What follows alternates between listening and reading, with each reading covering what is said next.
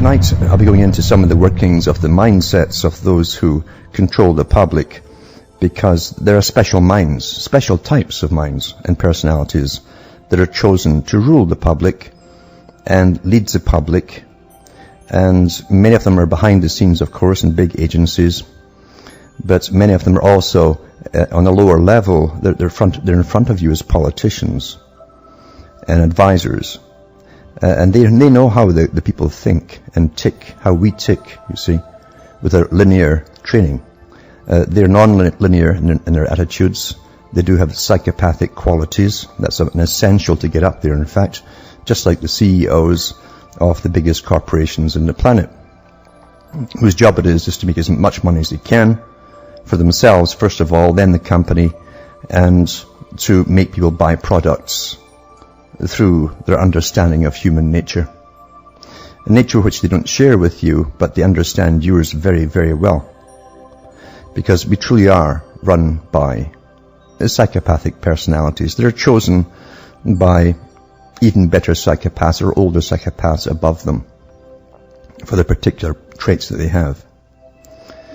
Now, psychopaths are fantastic persuaders, and they have charisma, and they're ideal for political jobs. The low type who get in trouble with the law, they have they either swindle people or con them, and they're always very charming. Again, the same traits as the ones who are more intelligent, and they have a knack of being friendly to everyone. They can be your best friend. In fact, that's how they come on to people, and they do it instinctively. They don't have to be taught this. They feel nothing really. And the only time they take pleasure is when they themselves have applause given to them to boost their ego, because they are completely egotistical. And it's always amazed me that after they've pulled something off and they're actually caught, the lower levels are caught, and lots of them are white collar, I should say, worker types. The most theft actually is white collar theft.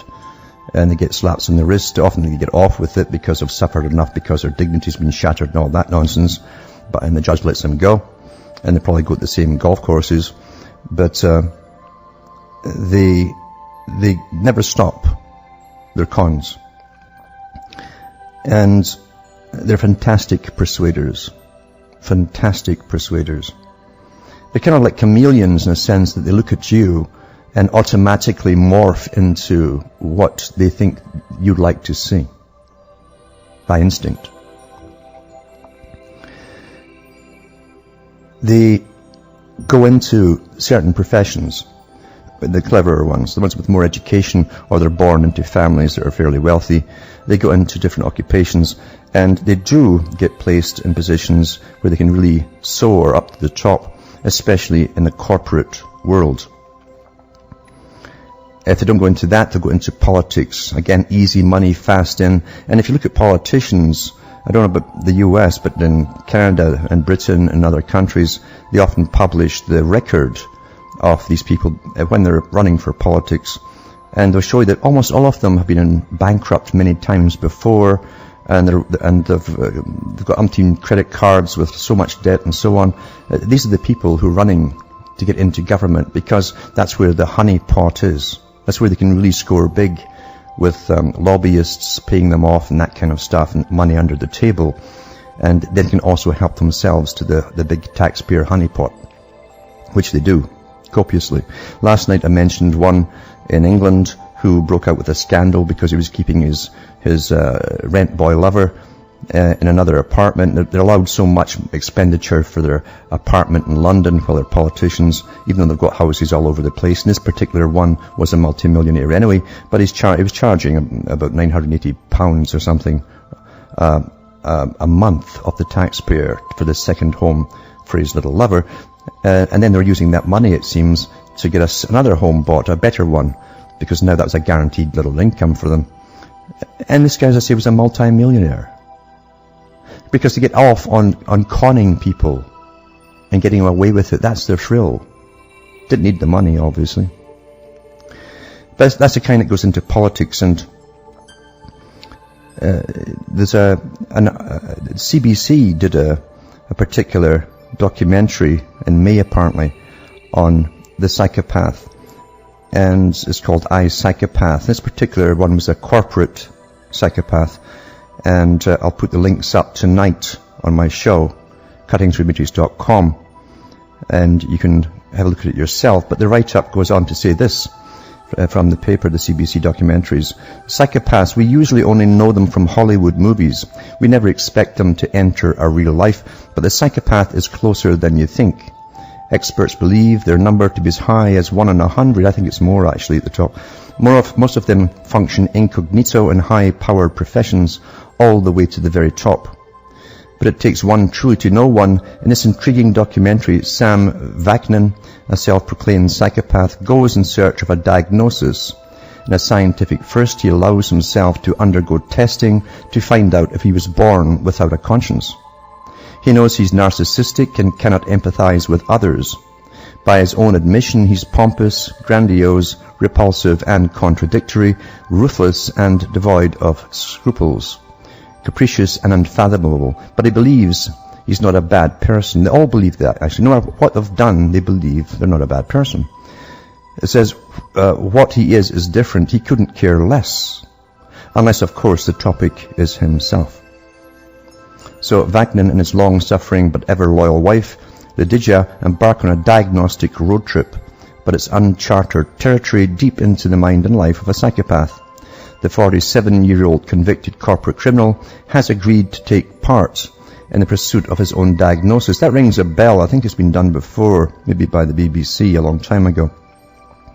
So these experts put Vaknin and his wife through a battery of rigorous and psychological tests and neuroscientific experiments. And as I say, I'll put the links up. There's a video out there. You can have a look at it for yourself. And you should copy these things before they disappear, because things have got an awful habit of disappearing whenever I mention them.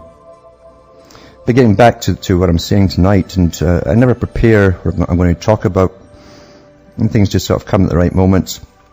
And you can string things together that you've seen recently or whatever in your minds. But the psychopath, as I say, tends to get to the top by using other people. They've got a fantastic ability to get everyone else to work underneath them for them, sometimes for free.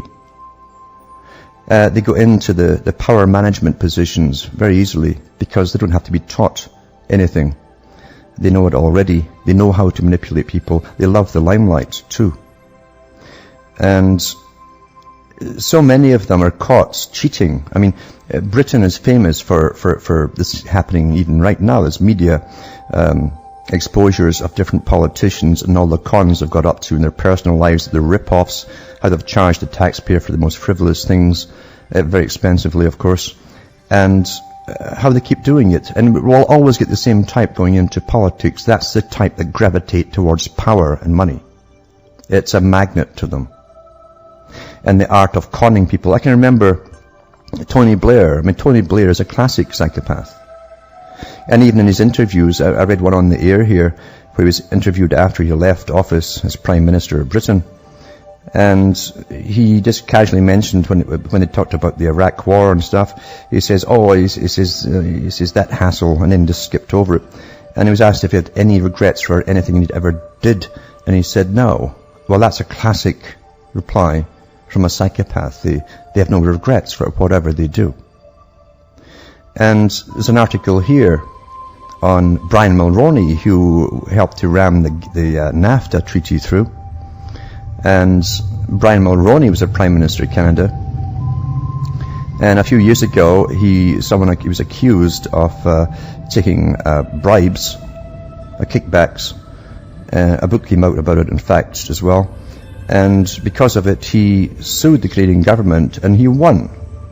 And then it comes out now that actually they were right. He did take the kickbacks. And they're asking him to get the money back from him that he got from the taxpayers for winning his case. This article here is pretty standard. It's former Canadian Prime Minister Brian Mulroney sits before the House of Commons Ethics Committee in Ottawa in December 2007. Justice Jeffrey Oliphant found Mulroney violated the ethics code that guided parliamentarians. And it says, The former Prime Minister Brian Mulroney won a $2.1 million libel settlement under false pretenses, and the Conservative government should force him to repay it, Liberal leader Michael Ignatieff says. Ignatieff's call Tuesday was echoed by the New Democrats. They're a bit further left than Marx, and Bloc MPs, all of whom have jumped on the findings of a federal inquiry into the Mulroney-Schreiber affair to renew calls for the former Tory leader to pay or repay the out-of-court settlements he won back in 1997. So anyway, it was all to do with a big deal the government was paying for. See, big money, and you realize that this big money goes out in federal contracts and purchases, and they were buying all these aircraft for Air Canada. And there were kickbacks to Mulroney. And a man came up with Schreiber and says it's a standard procedure. We bribe people all the time for contracts. The general public, being naive, think, yeah, the government puts up tenders and people put in their bids and the best person gets it. That's not how it works. No, they all put in their bribes. The ones at least are chosen to possibly get the job. The ones who do it honestly will never get a contract coming their way. But Brian Mulroney also, as I say, he helped ram through he ran to get into governments as the head of the Conservative Party by saying he was not for NAFTA, that was a precursor that led up to the free trade deal, that led up to the NAFTA negotiation. But after 2 weeks that he was in, he changed his mind and suddenly he was a proponent. He was a leader for it. Chrétien did the same thing after him. He ran against it to get in because he knew the taxpayers didn't want it. And when he was in, he became the champion as well. See, they're all psychopathic. But Brian Mulroney did tell the truth when he was out of politics. In an interview with the CBC, he was asked if NAFTA that he'd really rammed through and signed and so on, if it really would be good for Canada. And at the time he'd said, when he was pushing it, he said, oh, it was the greatest thing, we couldn't survive without it. But on the interview, when he was out of Parliament, he said, well, to be honest with you, I don't really know. He says, time will tell. So they can be honest, you see, when they're off the hook for something and they're not going to get, it's over and done with. It's like rapists as well. They can be very clever, and when they're caught, they like to brag to the press how clever they were and how they did it. It's the same MO. They're psychopathic, you see. And we run by these crooks. This is the system that they basically rule over. And they look after each other because they all have so much dope on each other, blackmailable stuff, that they all have to stick together and cover each other. The last thing they want are inquiries into anybody near them that might lead to them. Talking about the ones who rule over us. And the psychopath gets into positions of politics and bureaucracies. Bureaucracies are great too. They can hide out there and become the heads of departments which are theirs, their own domains. They can rule over them and they're not accountable to the public. But they love to compromise with other agencies and other countries at times as well. And they also work with basically international organizations because everything brings money to them and status and more titles and all the rest of it. They're in everything. And they also get to the top, of course, in the police departments and security departments and so on. It goes on and on. This system, and I've said this forever, was really theirs. This is their system we live in. We're brought up in it. And don't ever underestimate them. They'll often say in some reports they're not too intelligent, and they'll give you different examples. But there's a lot of them that really are intelligent. They're creative ones as well. They're called creative psychopaths. And they certainly do understand society and how to manipulate people, whole nations if necessary, and no doubt the whole world. They get to the top of the media. They decide in their little clubs what you're going to believe, think, and what you're going to chat about. And they're very, very good at it. It works very well.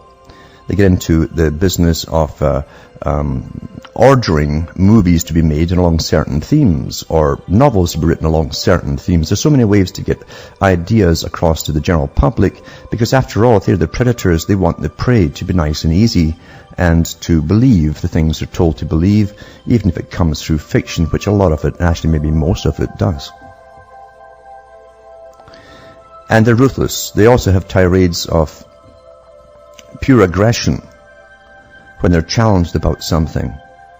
Utter aggression, especially their pet perversions and things like that, which they tend to go into a lot and indulge in things because they don't follow the rules of ordinary people in any area at all. They live for thrills. I've read reports so many times when new governments are elected to Canada and other countries where they have a big party for the new elected representatives and politicians, all the guys with the bankrupt credit cards and so on. And they trash the places, utterly trash them, and leave them like dumps, like garbage dumps, and vomit and everything all over the place from their wild parties. Because they don't live in the same ways, to the same standards as we do. But they demand that we live at certain standards to please them. You know, law itself is simply a matter of coercion. Again, if you go into the topics that we talked about the other night there, about how you're controlled through psychologists and behaviorists, they see themselves that law really is simply coercion. It's how the public perceives the law. It depends on the type of coercion they will use. If we believe if the law is just or the legal system is just, we tend to obey all the laws, even if they end up being crazy or bad for the public. So they have ways of presenting it to the public, never for the true reasons, but always for their own ends, to manage, control the public.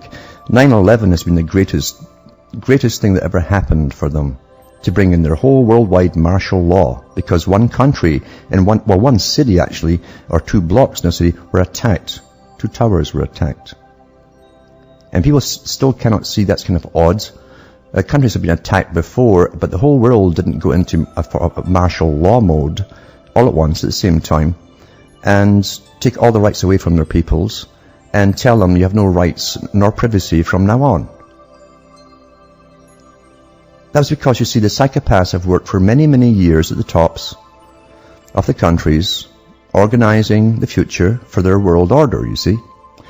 There was a good book written about psychopaths, and it was pornorology, political pornorology, and the author did do studies on psychopathic personalities from the Soviet side, on his own leaders, very quietly, because they knew what the consequences would be if it was found out, the group that was involved.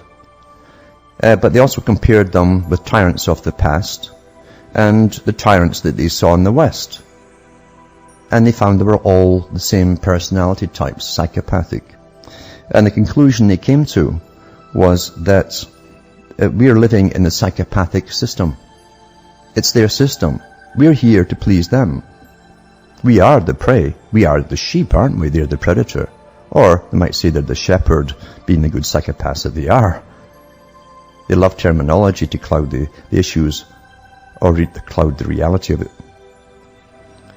So therefore, they said they always give you 2.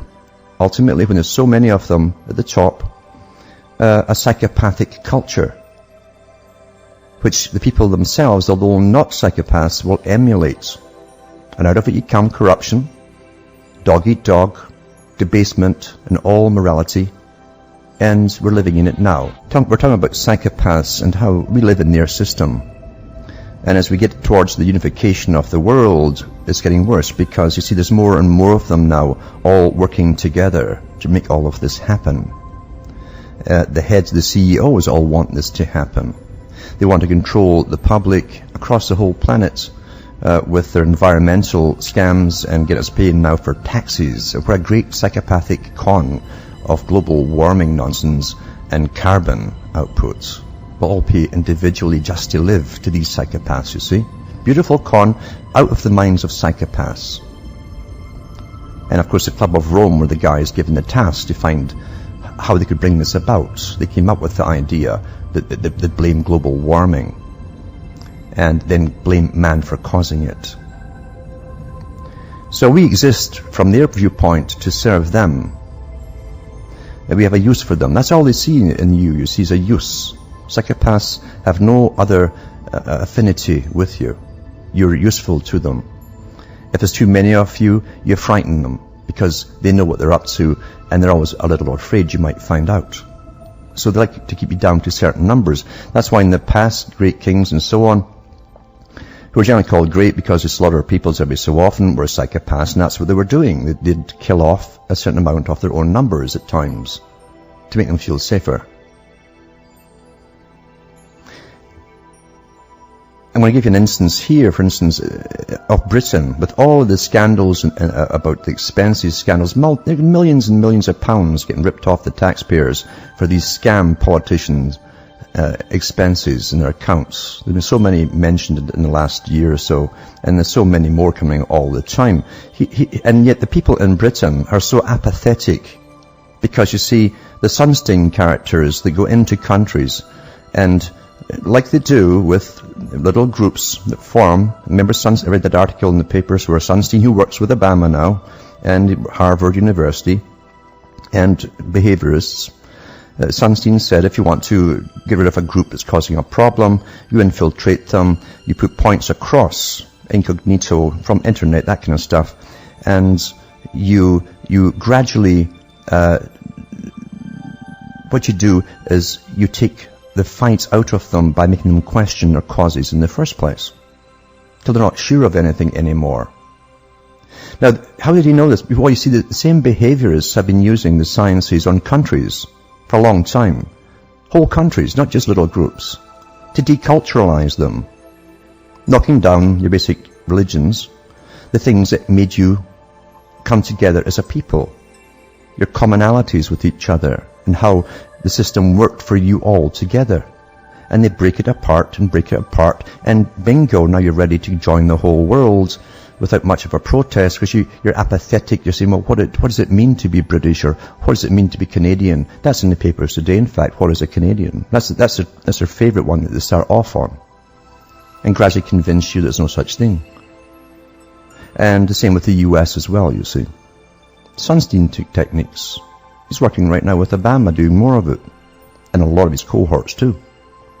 But here's Britain here, who's totally deculturalized. Remember, I've read the article from Tony Blair, from his assistant, his secretary, who was told we're going to destroy the whole culture of Britain, so that when he leaves politics, they could never go back to being a sort of uniform culture with a tradition or whatever. And that's happened very successfully. It wasn't just him, of course. They had a whole bunch of psychopaths helping him, and specialists. But this article here is from Mail Online. As they're all ripping off the publics, they've been losing their homes like crazy. It's the same in the US and elsewhere too. They've got this massive debt to pay because of psychopaths and dealing in the banking profession. Yep, psychopaths rule that because it's all chronology. Banking's all chronology. UK families face the highest inflation in the Western world as the food prices rocket and the pound plunges. That was the 2nd of June. Rising food bills have driven Britain's food bills, right? Your food bill, your basic stuff, has driven Britain's inflation rate to the highest in the Western world.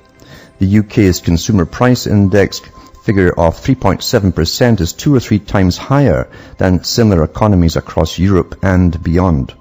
New figures from the Organisation for Economic Cooperation and Development, interesting organisation to look into, by the way, because you tax fund it, and it all works through the United Nations. Every country's got their department sent over there. Great retirement place for politicians to work. Suggests British families are suffering far more than counterparts across the globe. Then they give you all the stats here for different countries and show you how bad Britain is. And its burgeoning bills. It says the food inflation rate in the country is about 2.8% compared to 1.2% in Germany, 0.8% in France, 0.7% in Belgium, and so on and so on. So you see, that's what they've done to one country that doesn't know what it is anymore. They don't know what they are anymore. And they're all trained to watch the TV all the time with their awful fictional programming that's debased them to a level they've never ever seen before. And because they emulate what they see, you see, in their own personal lives. Psychopaths know that too. That's why so many of them go into acting and become producers as well. And You follow that up with this article from the Mail Online. And it's 2nd of June again, same day. Snouts, that's your noses in the trough after civil servants soaring pay. They get themselves a 20% rise in their bonuses. Now the country's falling apart, but they're all getting bonuses. They give themselves bonuses. Thousands of Whitehall mandarins, there you go, mandarins, they don't call them czars, but they're mandarins over there, saw their bonuses soar by up to 20% last year. That was despite repeated pledges by ministers that's politicians, to crack down on public sector profligacy. And it follows yesterday's astonishing revelation that there were 172 senior civil servants who earn over £150,000. I was reading it yesterday, there are £250,000 some of them earn and so on. But they've given themselves a 20% rise in their bonuses when everyone's losing their homes and they can hardly afford their food. You see, there's no end to the greed of the psychopath. Some of them are more intelligent. They'll try to string it out or get loans to tone it down in countries. And they play that loan game as long as they can, rather than let the public know how bad it is and have them all in a riot. Mind you, they've also prepared for rioting under the guise of terrorism. They knew all this stage would come one day, you see. And that's interesting too, because the Queen gave her speech there, and by gum, she says, Britain's going to go so green. That's the way the future, going green. And then she asked for a £6 million pay increase. No problems asking for that one, from one of the richest people on the planet, for waving her hand. That's the world. This is the real world that we live in. It's run by con men and women, and they have the art of conology. Now, conology, as are all good cons, needs participation on the victim. The victim must fall for them. They must like them, in fact, and they do. You can like your abuser because they're so darn charming at times. When you're in the presence of a politician and you're a voter, and they fix eyes on you, you're the only person in the world. That's how you'll feel. And you'll be so blushingly grateful to them when they go into politics that you'll stand by them unless that vision wears off with reality coming through. Sad statement, but that's true. People participate in their own demise. And they've been trained by specialists again in behaviorism that special people and experts should rule over them. That was the Bertrand Russell and the Macy Group philosophy. The people were too ignorant and stupid to rule themselves, so we have to do it for them. And teach them how to live, teach them how to behave, and to produce and all the rest of it, and do as they're told. And that's the society that you have today. And society is so much like that no matter how bad things get, when a new psychopath is introduced to be a leader to them, and they always sniff which way the wind's going, and they will become your leaders. It doesn't matter what side it is, they'll think, well, they can sniff the one that's going to win, and they get to the top. And you fall for it again. I promise to make things nice for you. I promise, and that's all they have to do, is recognize your pain. And you do it again. And then you bend over for the next 4 or 5 years. And that's your fault. Because you don't learn. They used to say, once bitten, twice shy. Fool me once, shame on you. Fool me twice, shame on me. Because you never learn. You keep doing it over and over again. When these characters come up and say, I promise. Tony Blair used to go to workmen's meetings for Labour Party. And he would stop his car outside their buildings, and he'd take out a shirt that was not white, put it on and roll up the sleeves and walk in to meet the labouring class, the working class. Everything is an act, and it comes easy to them. Easy to them, and they're all the same. George Bush went in there as some guy with a southern accent, and he was from the East Coast his whole life. But that's good enough for the people. They even built a fake ranch from like a Hollywood set before, because they hadn't built one from down in Texas. That was still under construction. But that was good enough for the press and their photo ops. They didn't tell you that, did they? Everything is showbiz for the public. Everything is showbiz for the public. Some peoples have more psychopaths in them than others. That's also in the book Ponerology. You should read it through. Political Ponerology. Very excellent expose. It doesn't go into everything. I wouldn't agree with them on everything they say either. But they do present their studies of the commonalities of the psychopaths who get up to the top in their system, because it is their system. And how they're very good at bending your perception of things into the way that they want you to perceive how things are.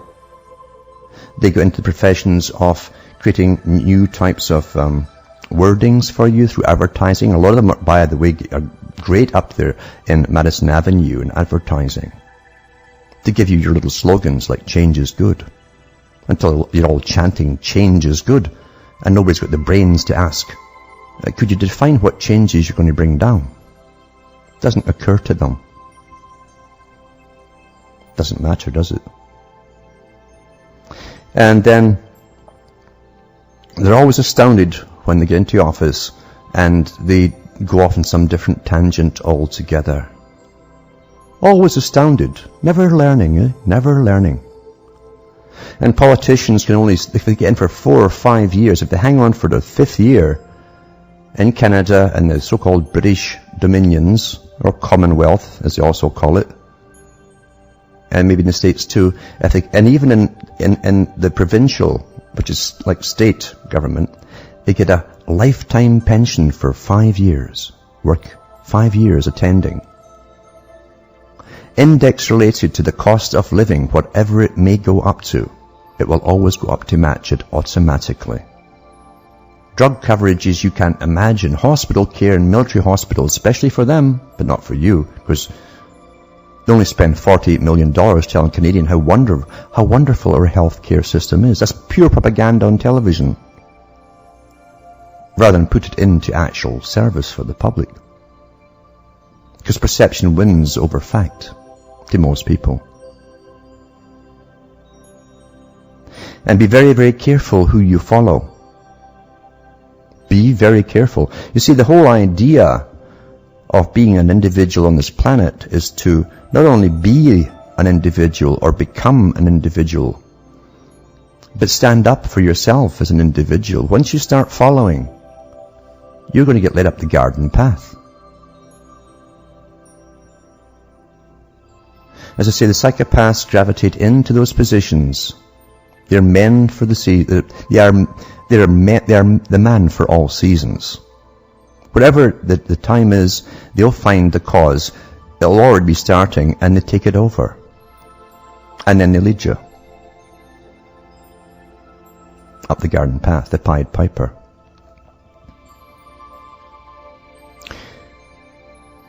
I've read articles where those who are into the neurosciences, which are also related big time to behaviorism and psychology, and how they're using this from all the top departments all down on you, even through your media presentation on mainstream, and how they can literally guide hold peoples along a certain path, so that the next day they know they're all talking about what they told you to talk about. And they even take polls on this all the time to make sure you're all talking about what they give you to talk about. And when they give you a new leader that's going to get the last bunch out and so on, they'll tell you who he's named. And all this nonsense about them, a fictitious character is built around them, a personality. And you swallow that too. And then you think, and you see this, it's a salesman's pitch. A salesman will come up to you, he's well trained. He'll take a glance at you. He'll emulate the way you're standing. If your arm is here, his arm will be there too. And before you know it, when you're chatting, you'll feel like you're best friends with this person. You don't realize he's mimicking you. Even how you reply to things with a uh-huh or okay, or he'll do the same things. And he's mimicking, he's mirroring you back to yourself. So you feel so comfortable. And he'll do all this stuff before he makes the sales pitch. And you'll fall for it because now you feel so friendly with them. You have a guilt trip to back out. And that's what leaders do as well. They know what's being said out there because all these teams getting paid millions of dollars to grab all this data, what the public want. And they'll tell you what you want. And they'll say, this is what I want. And you fall for it. And of course, in a system where psychopaths create the system for themselves, they don't ever give themselves clauses in any legal documentation that you can boot them out when they lie or if are found not to fulfill their promises or even attempt to. Why should they change their system to suit you? It's not for you.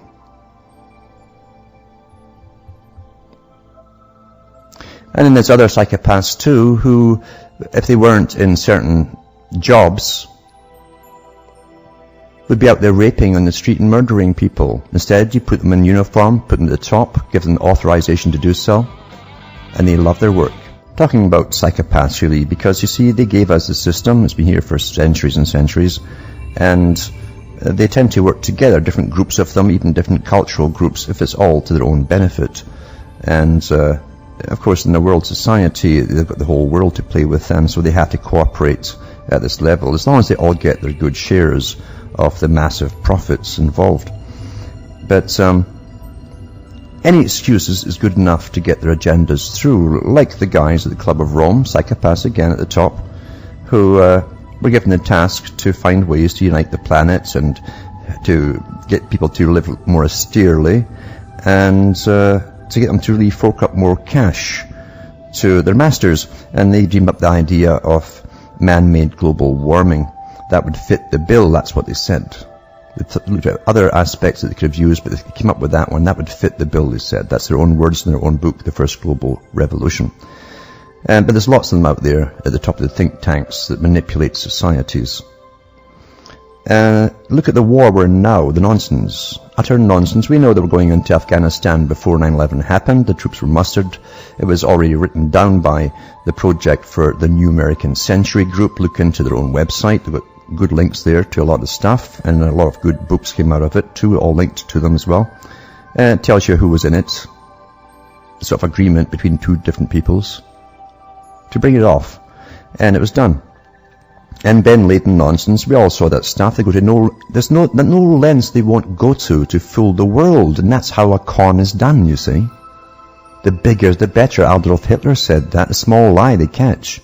Something that's so huge they can't believe anybody would possibly do that. Because you see, most folk are not psychopaths. And you don't. How could people do that? You can't imagine. And Ben Laden, remember too, when the inquiry came with George Bush, he says, oh, I never said that, when he's asked about Ben Laden, he says, well, it doesn't matter about him anymore. It doesn't matter. Because he was out in the news by then. It didn't matter. You see, the objective had already been achieved. They were in the countries they wanted to go into. When it came to Saddam Hussein, he says, oh, I never said Saddam Hussein had anything to do with 9/11. Utter lie. He used that when it was suited him to go in there too, to grab all the oil and stuff and take it over. And there's no doubt about it, they worked alongside the same agenda with Israel. Israel wanted those countries as well, as did the members of the New American Century. Tied at the hip. But here it shows you how cavalier it is today. This is from Yahoo News. British Airways are red-faced over a fake image of Bin Laden boarding pass. Now they're screaming about this wonderful new boarding pass for this fly-through customers, approved people. So in their own internal magazine, they put this article here. It just seems like a bad time for any firm with the word British in its title. We know too well that various setbacks experienced by the oil giant once known as British Petroleum, now British Airways, has drawn much unwelcome attention to itself with a photo touting its new mobile boarding pass system as it appears to expedite air travel of Al-Qaeda leader Osama bin Laden. Somebody had a sense of humor inside the organization, and no one really noticed. It was published and everything. The photo appeared in LHR News, the company's internal staff magazine covering London's Heathrow Airport. The image accompanied an article spelling out the benefits of the mobile boarding setup, which permits users of mobile digital devices to print out their boarding passes on the fly. The pass reads Bin Laden, Osama, and appears in the graphic panel of a user's iPhone. AT&T reception in remote Pakistani caves is apparently better than anyone might have guessed. And no one noticed, because no one has got a memory or a thought process anymore.